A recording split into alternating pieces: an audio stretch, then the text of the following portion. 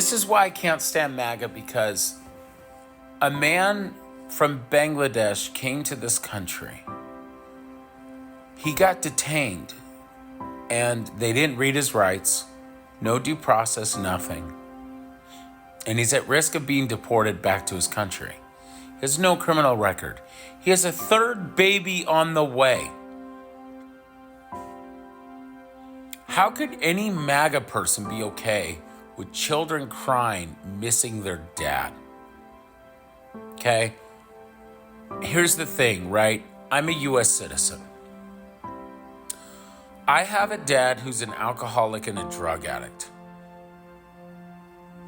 And I remember being 7 years old, being starving, and he didn't even make me any food, and I had to learn how to cook for myself because he wasn't there for me, right?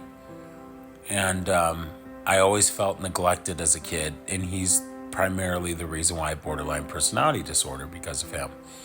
And I just can't imagine kids crying and screaming for their dad because he's being deported because you have a white supremacist president who kicks out all the black and brown people, but then he brings in all the white people from South Africa.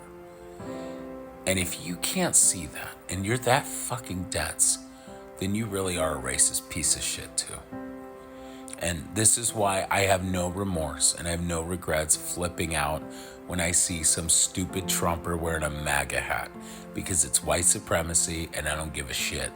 If I see you wearing a MAGA hat, I'm calling you out and I'm gonna call you a nut. I don't give a shit anymore. I really don't. Because you deserve to be called that. You do. I would give anything to have a father that actually was in my life. I would give anything to have a dad that was there watching my baseball games. I would give anything to have a dad that actually held me and loved me and was there for me. And yet you have pictures of this guy in Bangladesh hugging and being there for his kids. Then you rip that away. You have another woman just today, and there's protests going on downtown LA, and you're ripping people from their families and these kids. And if you don't give a fuck about that, then you really are a slime ball. And this is why I can't stand MAGA. Like, there's this beautiful, kind-hearted, wonderful person that I talk to almost every day because she just brightens my day and everyone else's, from Korea. And she wants to come to the United States. And I worry about her because I don't want her to get deported back because of our racist president. I worry about it because I want her to have a great time. I don't want her to think like everyone in the United States is a piece of crap, because I'm not. There's plenty of good people in America. There's plenty of good things to do in America. I believe there's good people and good things to do in every single state, even though there's a lot of trash everywhere.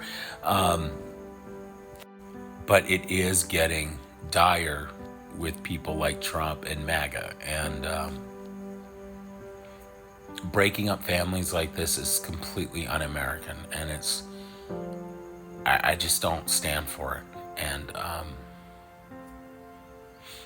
I just can't believe people voted for this. Like, I think it's ironic that people voted for a guy who cheated on his wife with an adult actress, and then also for a woman who posed for, with another woman, in adult stuff, and then, got plastered all over Russia.